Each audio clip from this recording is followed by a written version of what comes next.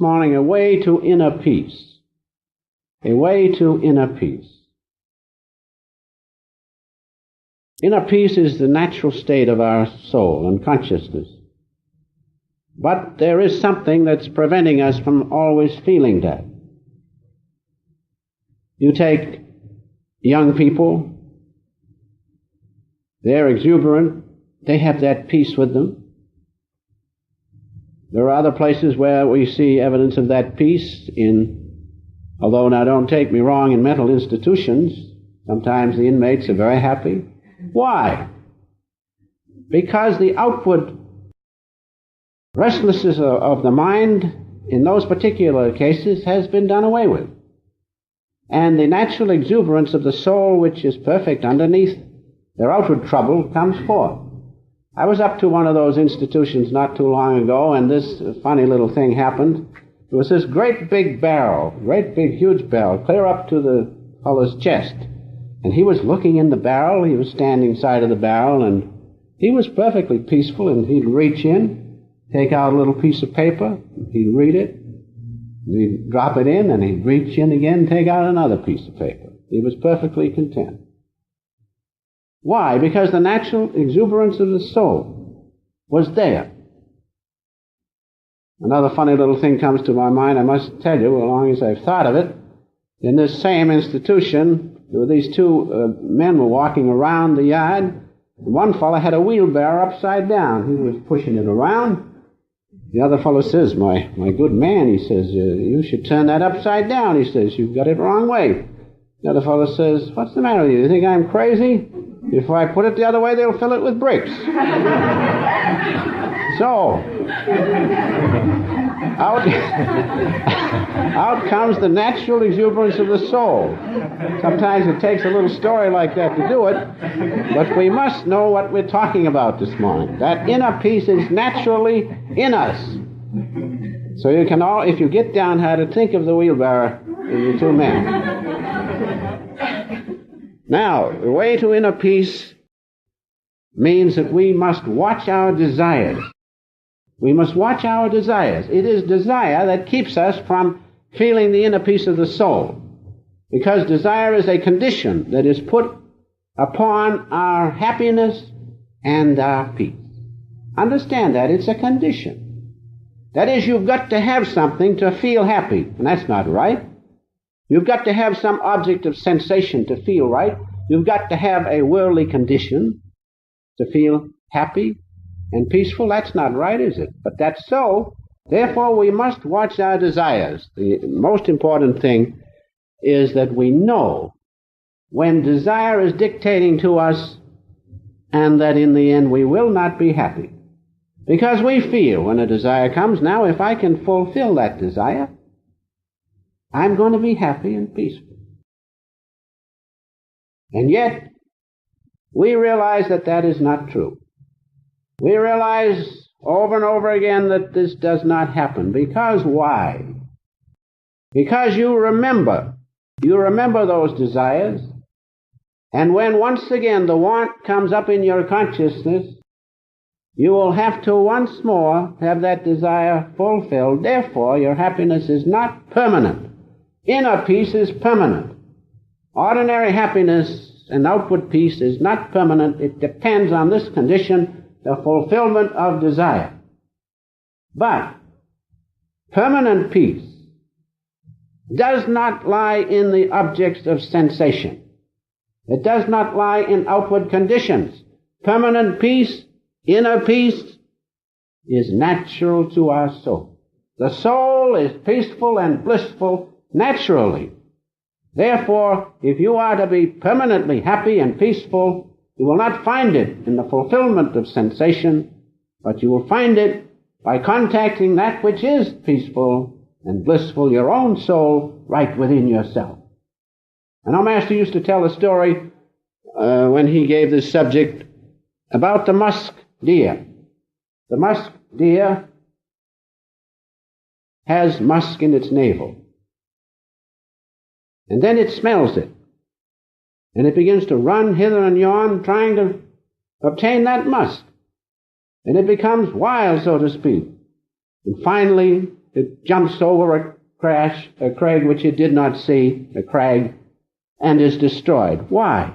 Because it was hunting for something that was right within itself, in its own navel, the musk. And so we are that way. We're hunting for peace and happiness, inner peace, in the place where we will not find it, in the fulfillment of desire. It is not there. We all know it does not come that way. We satisfy one desire and another one comes, and we satisfy that and another one comes. Finally, we remember the first want, and we have to begin all over, and so it goes on and on. The way to inner peace is not that way. It is not in the fulfillment of desire. So that brings us to the subject, what is keeping us from this inner peace? What is it? Unfulfilled desires.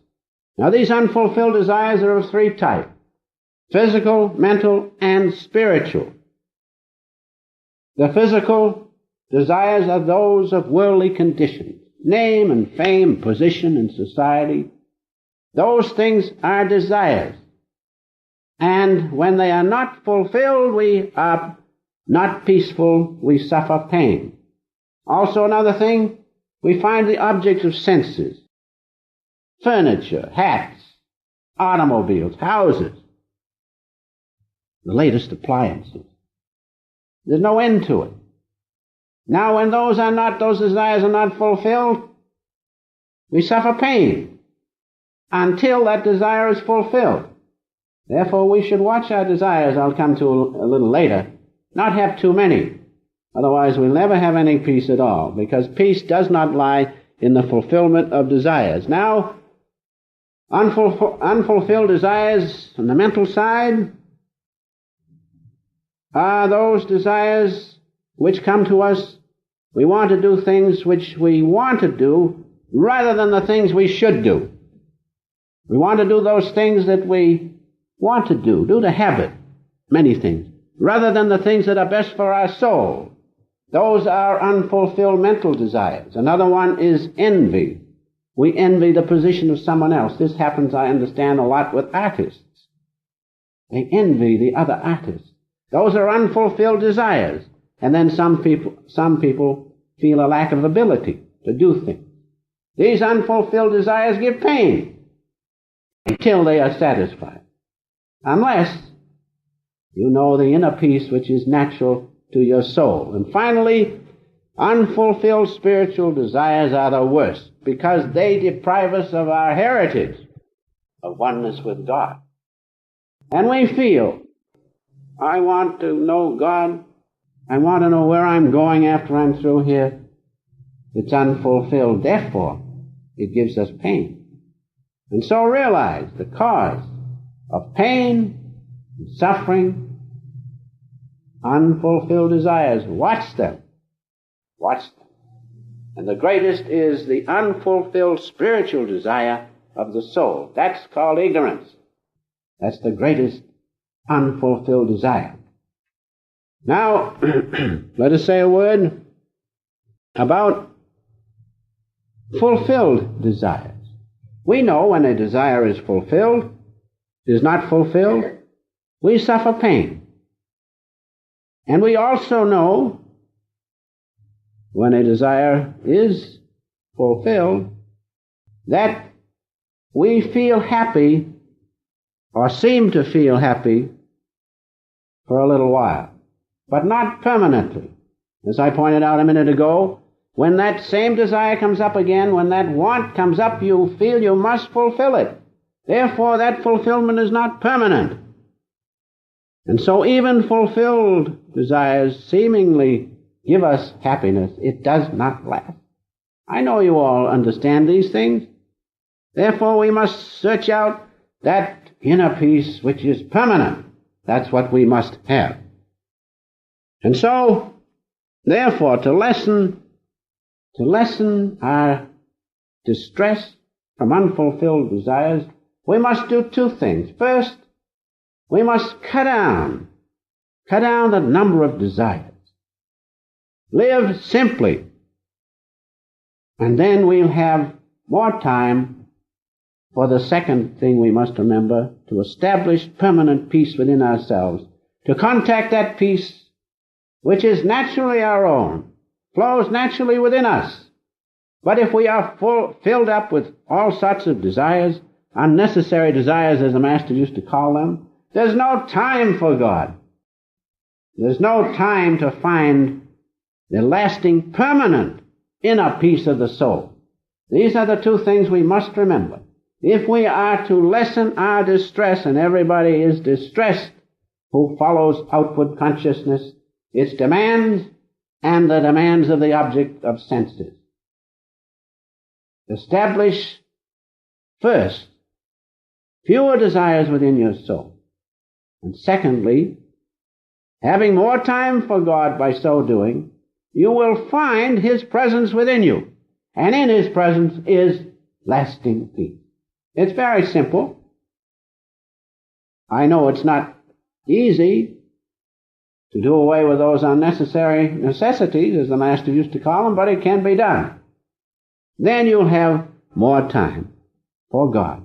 But if you're taken up with doing this and doing that and keeping up with this and keeping up with that, there's no time to feel the wonderful presence of God within, and surely isn't He worth 1 hour out of the 24?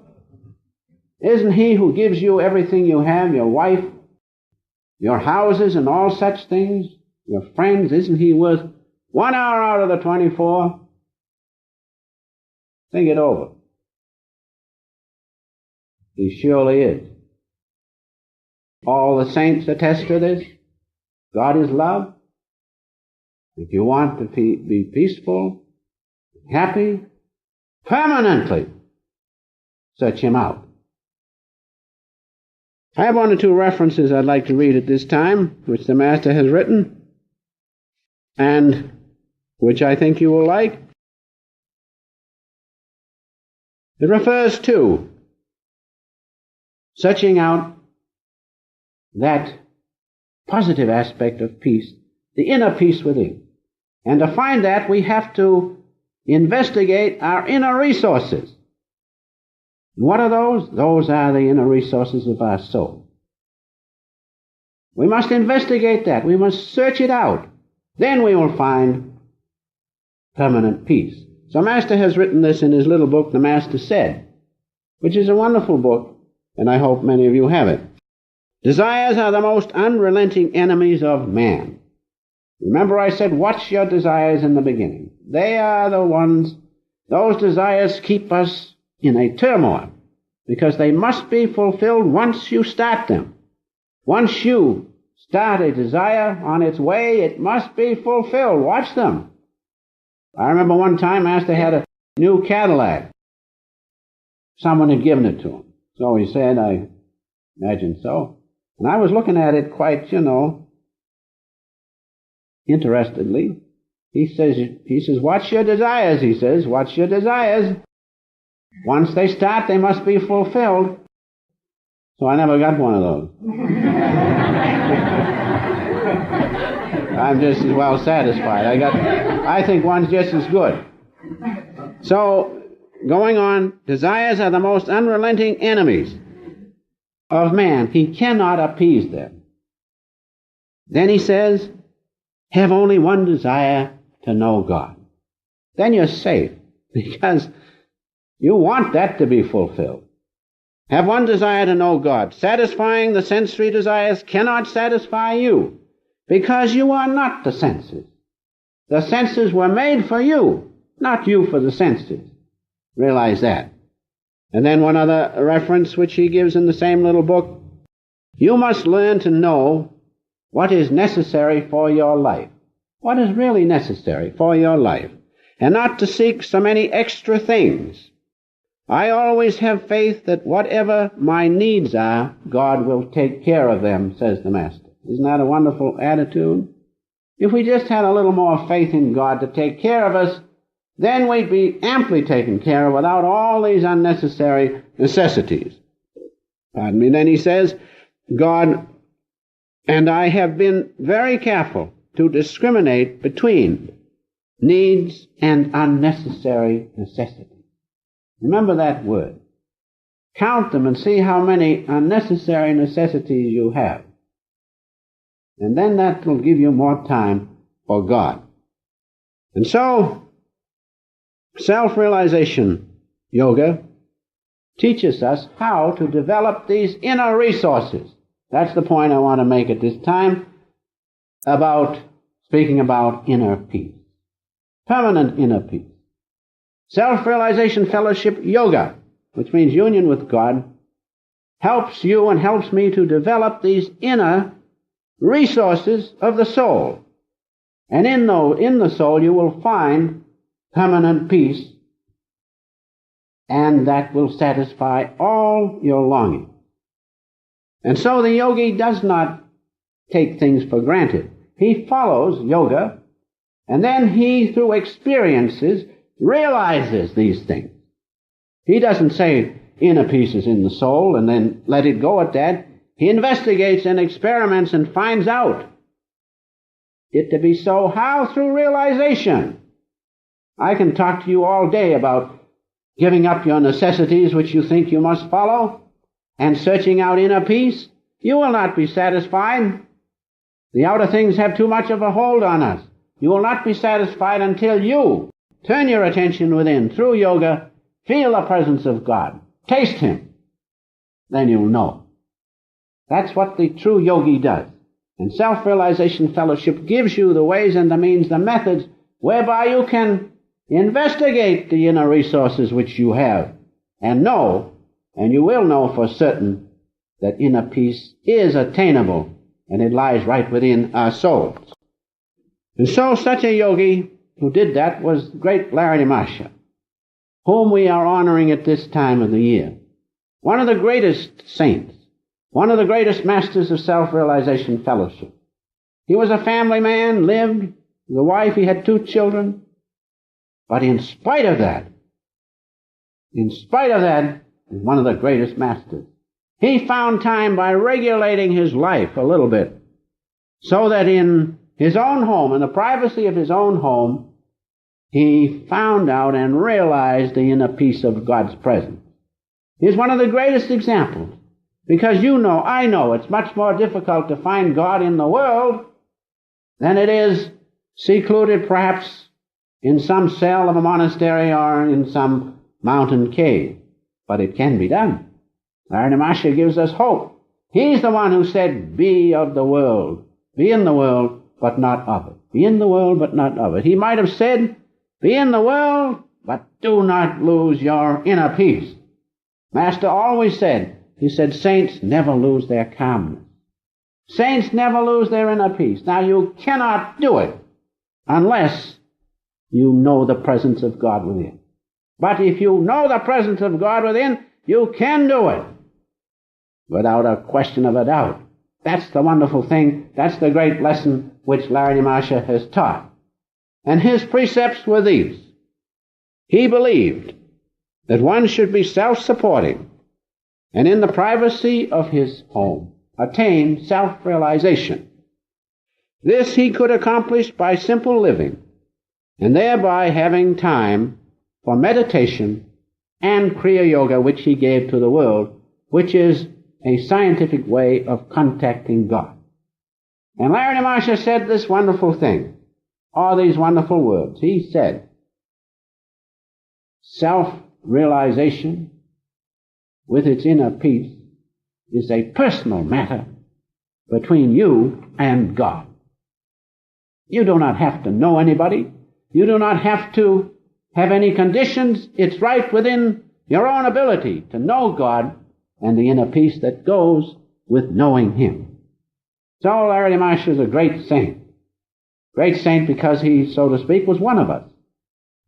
And yet we're all the same in the great love of God. And so finally, the inner peace of the bliss of God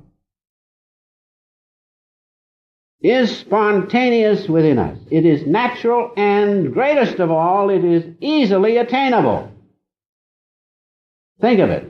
And yet when you're in the midst of the turmoil of this outward existence, you think, oh, just for a little peace. I could get out of this. That's why people go crazy, because they're taken up with desires and the fulfillment of those desires. And yet, one of the greatest saints, Lord Shankara, said, inner peace is natural for us.